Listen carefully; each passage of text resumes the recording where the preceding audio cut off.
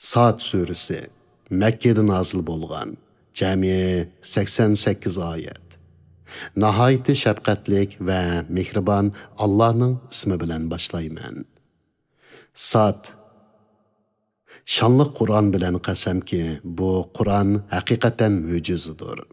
Belki kafirlar imandan baş tartmakta ve Resulullah'a muhalifetçilik kılmakta. Ulardan ilgiri küfrü tüpeylden nurgun ümmetlerini alak kıldık.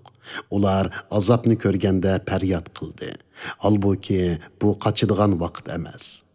Ularga özlerinin içinden bir agahlandırgıcı, yani peygamber kelgenlikiga ular hayran kılıştı. Kafirlar eytti. Bu bir yalgancı sehrigerdir. O nurgun ilahlarını bir ilah kılmakçı mı? Bu hakikaten galiti iş. Ularning, ya'ni Qurayshning katilari sorunlardan qo'zg'alib chiqib aytdi. Sizlar meninglar, ma'budlaringlarga ibodat qilishda ching turinglar. Bu haqiqatan bizdan iroda qilinadigan bir ish. Ya'ni Muhammad sizlarni dininglardan tandirib, sizlarga o'zining ustunlik qozonishini iroda qiladi. Buni biz boshqa bir dindan, ya'ni Nasara dindikilardan anglamadik. Bu faqat o'ydirmadir. Kur'an bizga nazil bo'lmay, uningga nazil bo'ldimi? Balki ular mening zikrim, ya'ni Qur'ondan shaktidir. Balki ular texi mening azobimni tetig'ini yo'q. Yoki ularda g'olib, nihoyatda karamlik, Parvardigoringning rahmatining g'azinalari bormi?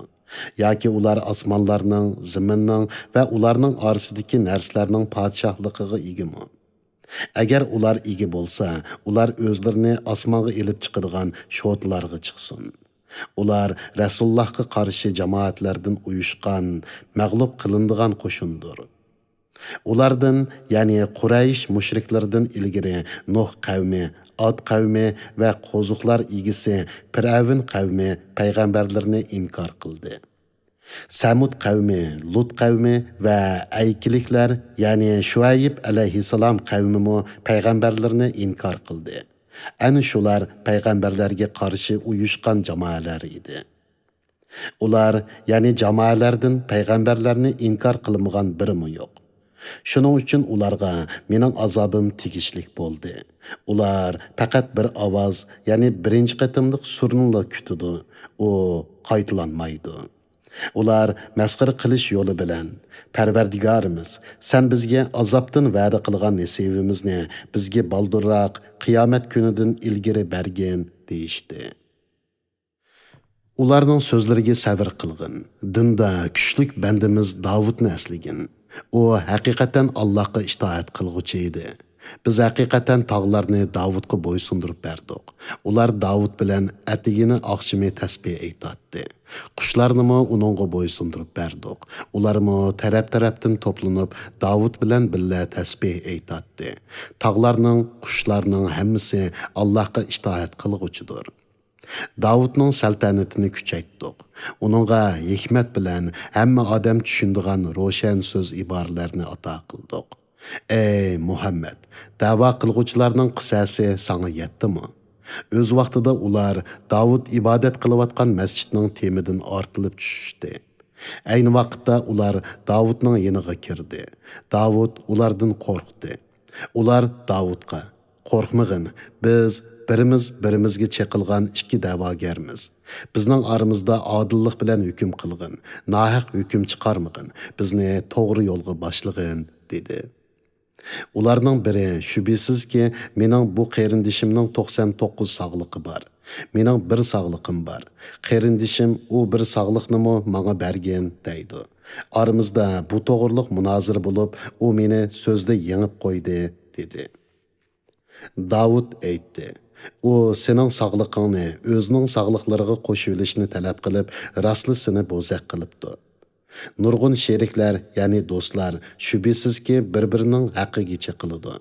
Faqat iymon aytgan va yaxshi amal qilganlarla bir-birining haqqiga qilmaydi. Bular ozdir. Davud bizning uni siniganligimizni bildi. Parvardigordan mag'firat talab qildi. Sajdaga bordi. Allohga tavba qildi. Biz uning xatoligini afv qildik. U bizning dargoyimizda albatta yaqinlikqa va yaxshi oqibatga ega bo'ladi. Ey Davud, seni biz haqiqatan yer yuzida xalifa qildik. Kishilarning orasida odillik bilan hukm chiqargin. Nafsi xohishga agashmagin ki, u seni Allohning yo'lidan ozdirdi. Allohning yo'lidan ozganlar hisob kuni, ya'ni qiyomat kunini unutganliklari uchun haqiqatan qattiq azobga duchor bo'ladi. Osmonni, zaminni va ularning orasidagi shaylarni bekor yaratmadik. U, ya'ni ularni bekor yaratilgan deb qarash kofirlarning gumonidir. Kofirlarga do'zaxdan voy. İman aytgan va yaxshi amallarni qilganlarni yer yuzida buzg'unchilik qilganlar bilan o'xshash qilamdiq yoki taqvodorlarni fojirlarga o'xshash qilamdiq. Bu ularning oyatlarni tafakkur qilishlari uchun, aql egalarining vaz nasihat elishlari uchun biz sana nozil qilgan muborak kitobdir. Biz Davudga Sulaymonni ato qildik. Sulaymon nima degan yaxshi banda. U Allohga haqiqatan itoat qilguvchi edi. O'z vaqtida kashqurunliqi uningga yaxshi yugurik otlar to'g'irlandi. Sulaymon aytdi: "Men haqiqatan otlarni Parvardigorimni aslash uchun yaxshi ko'rdim. Ular ko'zimdan g'oyib bo'lguncha, ularni ko'zdan kechirish bilan bo'ldim." Sulaymon aytdi: "Otlarni mening oldimga elib kelinglar." Atlar elib kelingandan keyin Sulaymon ularning pochoqlarini, bo'yinlarini silashga boshladi. Biz haqiqatan Sulaymonni sinadik. Uning taxti ustiga bir jasadni tashladik. Ondan u buning sinoq ekanligini bilib tavba qildi. Sulaymon aytdi: "Parvardigorim, menga mag'firat qilgin. Menga mendan keyin, mendan boshqa hech odamga muyassar bo'lmaydigan podshohlikni ato qilgin. Sen haqiqatan ko'p ato qilguvchisan." Biz Sulaymonga shamolni bo'ysundirib berdik. Shamol Sulaymonning buyrug'i bo'yicha u xohlagan tarafga larzon mang'atdi. Hamda uningga katta binolarni salalaydigan qurg'uchi va dengizlarga cho'kib unchi marjonlarni ilib chiqalaydigan g'avvos shaytonlarni bo'ysundirib berdik. Yana nurg'un shaytonlarga ishkal silingandir. Biz Sulaymonga aytdikki, bu bizning sana bergan keng atoyimiz. Uningdan sen xohlagan kishiga bergin yoki bermagin, bu haqda sendan hisob elinmaydi. U bizning dargoyimizda haqiqatan yaqinlikqa va yaxshi oqibatga ega bo'ladi. Bandimiz Ayubni aslagin. U o'z vaqtida Parvardigorga iltijo qilib, shayton menga haqiqatan jafo mushaqqat va azob yetkazdi deb nido qildi. Uningga putung bilan yerni tepkin dedik. U puti bilan yerni tepivedi, suzuk bir buloq etilib chiqdi. Biz uningga bu yuyunsimi bo'ladigan, issimi bo'ladigan sovuq sudur dedik. Biz uning kasal vaqtida ofatga uchrab yo'q bo'lgan ahli avlodini yangidan berdik. Ular bilan billa bir barobar ortiq berdik. Bu bizning nozil qilgan rahmatimizdir. Aql egalari uchun vaz nasihatdir. Uningga qo'ling bilan bir bog'lam cho'pni ilib, uning bilan ayolingni urg'in, qasmingni buzmag'in dedik. Biz Ayubni haqiqatan savrchan bayqidik.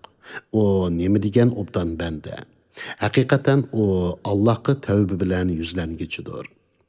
İbadətdə küçlük, dinda bəsirətlik bəndilərimiz İbrahim, İshaq və Yaqubni əsligin.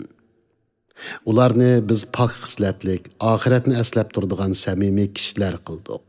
Ular bizning dərgayımızda həqiqətən alayda tallanğan kişilərdir. Həqiqətən yaxşı kişilərdir. İsmailni, İlyasəni və Zulkifni əsligin. Ularning həmmisi yaxşılardındır. Bu vəz nəsiyyətdir. Təqvadarlarga əlbəttə yaxşı aqibət var. O, turalğı bolğan cənnətlərdən ibarət olub, ularga onun dərvazları oçuqdur. Ular cənnətlərdə taxtlərə yülünüb olturdu. Ular cənnətlərdə nurgun meyvələrini, nurgun şərablarını tələb qılıb əkəldirib durdu. Ularning yanlarında ərlərdən qayrigə köz salmaydigan yaş qurami oxşaş cübdələri boludu. Bu sizlərə qiyamət gündə vədə qılınğan nimətdir. Bu həqiqətən bizning atayımızdır ki, o hərgiz tügüməydi. Bu həqiqətdir. Kafirlarning oxiratda bo'ladigan joyi haqiqatan eng yomon joydir. O jahannamdir. Ular jahannamga kirdi. O nima degan yomon joy. Bu ko'ydirgichi qiziq suvdir, qon jiringdir. Ular buni tetisin. Ya'ni ularga mush xildagi boshqa turlik azoblar bor. Agashkuchilar bilan do'zaxga kirgan chaqda agashtirguchilarga aytiladi. Bu jamoa sizlar bilan birga kirguchidir. Agashtirguchilarga aytidi. Ular qarshi ilinmaydi. Ular cho'qim bizga o'xshash azobni tetig'uchidir. Agashkuchilar aytidi. Balki sizlar qarshi ilinmaysizlar. Sizlar azobni bizga ilib keldinglar. Ya'ni bizni azdirib do'zaxga kirishimizga sababchi bo'ldinglar. Bu nima degan yomon joy. Ular, ya'ni agashkuchilar, Parvardigorimiz bizga bu azobni ilib kelgan odamga do'zax azobini 2 hassa ziyoda qilg'in deydi. Ular, ya'ni kafirlarning katiboshlari aytidi. Biz dunyodagi chaqda yomonlardan hisoblaydigan odamlarni, ya'ni mo'minlarni do'zaxda ko'rmaymiz-ku. Ularni biz dunyodagi chaqda masxir qilatdiqmi yoki ulardan ko'zlar eg'ib ketdimi? Ya'ni yoki ular do'zaxda biz bilan birga tursimi ko'rmayvatamdiq. Ahli do'zaxning bu ravishda o'zaro janjallashishi cho'qimdir. Ey Muhammad, Makka kafirlariga aytqinki, men faqat bir ogohlantiruvchiman. G'olib bir Allohdan boshqa hech iloh yo'qdir. O Allah osmonlarning, zaminning va ularning orasidagi shaylarning parvardigoridir. G'olibdir, o'zi xohlagan bandalarni nihoyatda mag'firat qilg'uchidir. Ularga aytqinki, o, ya'ni Allohning birligiga da'vat qilg'uchi payg'ambar ekanligim cho'ng xabardir. Sizlar uningdan yuz o'riysizlar. Farishtalar Odam alayhissalom to'g'risida munozirlashayotgan chaqda men ularning ahvolini bilmaydim. Menga faqat vahiy qilindiki, men ro'shan bir ogohlantiruvchiman. O'z vaqtida Parvardigoring farishtalarga aytdi. Men haqiqatan laydan bir odam yaratdim. Uni men Ravrus yaratgan, ya'ni uni yaratib suratga kirgizib, a'zolarini to'liq mukammal inson holatiga keltirgan va uningga jon kirgizgan vaqtimda uningga sajda qilinglar. Farishtalarning biri muqalmay hammasi Odam alayhissalomga sajda qildi. Faqat iblislar bo'yintovlik qildi. O kafirlardan bo'lib ketdi. Allah aytdi. Ey iblis, men o'z qo'lim bilan yaratgan insonga sajda qilishdan sana nima to'sqinlik qildi? Uningga sajda qilmaslikning takabburlik qilganligingdanmi yoki yuqori martabaliklardan bo'lganligingdanmi? Iblis, men uningdan ortiq, meni o'tdan yaratding, uni laydan yaratding dedi. Allah, sen jannatdan yo'qol. Sen haqiqatan qo'g'landi bo'lding. Sana haqiqatan qiyomatgacha mening la'natim bo'lsin dedi. İblis, Parvardigorim, menga xaloyiq tirildirildigan kun, ya'ni qiyomatgacha muhlat bersang, ya'ni meni hayot qoldirsang dedi. Allah, jazman sana ma'lum vaqtgacha muhlat beriladi dedi. İblis aytdi. İzzeting bilan qasamki, ularning hammasini cho'qim ozdurman. Ulardan faqat tanlangan bandilaringlar buningdan mustasno. Ya'ni ularni ozdira olmayman. Allah aytdi. Mening so'zim haqdir. Men haqni so'zlayman. Sen bilan va ulardan sana agashganlarning hammasi bilan cho'qim jahannamni to'shqizaman. Aytqinki, Allah tarafidan kelgan vahiyni tabliq qilganligimga sizlardan hech haq talab qilmayman. Men Qur'onni iftiro qiluvchilardan, ya'ni yolg'ondan to'qig'uvchilardan emasman. Qur'on faqat jahon ahli uchun va'z nasihatdir. Bir muddatdan keyin uning rostligini cho'qim bilsizlar.